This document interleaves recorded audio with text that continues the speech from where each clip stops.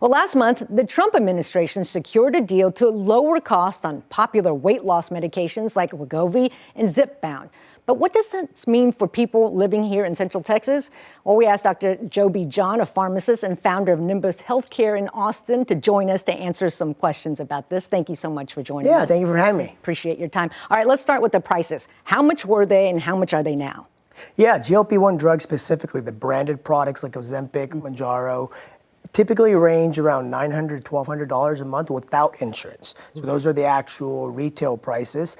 And what this administration has done is enforce most favored nations clauses, right? Which basically means if another country is having to pay X amount for it, we should be paying that as well, not like X plus another 1,000 on top of it, right? So the drug prices have come down about 50% almost. Okay, that's a huge savings. Yeah. Right? Still expensive though. Still expensive, yes. Yeah. So we hear a lot about the brand names Wegovy and Zepbound, but there are also compounded versions. Can you talk more about that? Are those cheaper?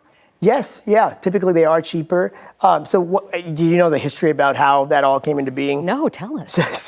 These drugs, the GLP-1 drugs specifically, were initially for type 2 diabetes. Right, right. And one of the side effects they saw as a result was significant weight loss, right? So now they have an indication from the FDA for weight loss, and then you have different versions of the same drugs.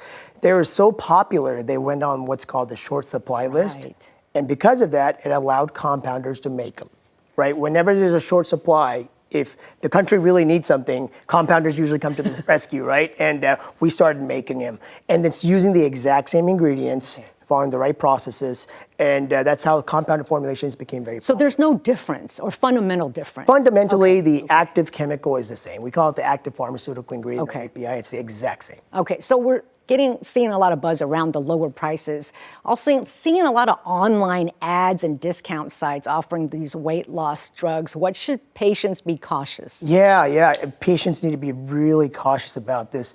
We're seeing like insurgents. It's insane. I see it all the time. Yeah. So obviously, where there's supply issues and demand, there's a mismatch going on now, right? The WHO just issued guidelines recently. I don't know if you saw them on December 1st, saying that currently there's about only 10% of who needs these medications are able to get them. So there's a massive supply-demand issue, and people are taking advantage of it and selling research-use-only chemicals online. So they're not even intended for human use. So it's a big problem. So if you see anything online that says not for human use or research use only, don't buy it. Don't buy it. That is a little bit scary. Unfortunately, they market it in such a way that semaglutide, tirzepatide, right, and research use only, very little letters and at the bottom. teeny tiny letters at the bottom. Look for those. And it oftentimes fools patients. But to answer the initial question is, make sure if it is a compounded formulation, it's coming from an accredited pharmacy. Okay. And if it's not a compounded formulation, it's a branded formulation that's coming from a good pharmacy. So I'm wondering, who qualifies for these lower prices? Is it everybody or is it just specifically one group? So specifically what the Trump RX federal initiative, it is basically going to be a website that allows anybody to go onto it, and it connects them with the manufacturers of the drug itself.